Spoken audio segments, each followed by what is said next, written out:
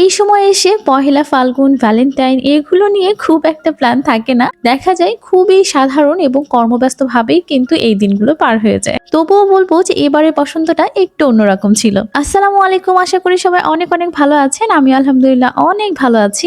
আজকে শেয়ার করব আমার পহেলা ফাল্গুন কিভাবে কাটলো। যাই হোক, পহেলা ফাল্গুনের দিনে সুন্দর করে শাড়ি পরে আগে ফটোশুটটা করে নিয়েছি, কারণ এই শাড়ির ফাইনাল লুকটা দেখার অপেক্ষায় আপনারা ছিলেন। তাই অন্য কোনো সেরকম প্ল্যান না থাকলেও শাড়ি পরে ছবি তোলাটা আমার প্ল্যানের মধ্যে ছিল। আর ছবি তোলা শেষ করে আমি রান্নাঘরে চলে এসেছি রান্না বান্না করার জন্য।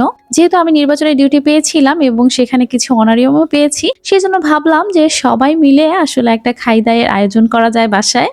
এই সময় দেখা যাচ্ছে আয়াতের বাবাও ছুটিতে বাসায় এসেছে আর আমার ভাগ্নে দুটোও এখন বাসায় আছে। আসলে আমরা সবাই মিলে একসাথে এভাবে হয়ে একটু খাওয়া দাওয়া করা, এটা অনেকদিন থেকেই করা হয় না। সেজন্য মনে হলো যে যেহেতু এখন হাতে কিছু টাকা পয়সা আছে, তাহলে একটা খাওয়া দাওয়ার আয়োজন করাই যায়। আসলে একটা সময় ছিল যখন এই ছোটখাটো এই যে দিনগুলো, এই দিনগুলো নিয়ে এক ধরনের প্ল্যান থাকতো। দেখা যেত বান্ধবীরা সবাই মিলে একটু শাড়ি পরা হলো বা একসাথে একটু আড্ডা মারা হলো, এরকম হতো। কিন্তু এখন আর কিন্তু সেইভাবে কোনো কিছুই প্ল্যান করা হয় না। খুব সাধারণ ভাবে আর একদম কর্মব্যস্ততার মধ্য দিয়ে এখন সময়গুলো কাটে। দেখা যায় যে আমার একটা সংসার হয়েছে, আমার মেয়ে আছে, আমি একটা চাকরি করি।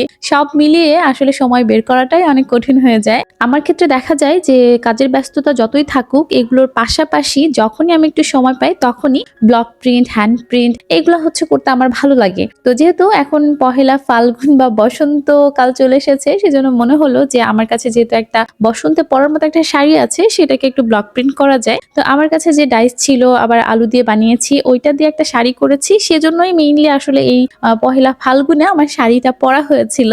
না হলে আসলে পহেলা ফাল্গুন কোন দিক দিয়ে চলে যেতে আমি বুঝতেও পারতাম না। আর সবচেয়ে বড় কথা হচ্ছে অফ ডে পেয়েছিলাম। অফ ডে না পেলে কিন্তু এটা বেশ কঠিন হয়ে যেত, কারণ আমি আসলে এই ছুটির দিনগুলো ছাড়া এই কাজগুলো করার জন্য একদমই সময় পাই না। তো যাই হোক, অনেক গল্প করে ফেললাম আজকে। তো গল্প করতে করতে কিন্তু আমার রান্না বান্নাও শেষ। আর আজকে করেছি ডিম, মাছ ভাজি আর মুরগির রোস্ট, আর তার সাথে আছে গরুর মাংস।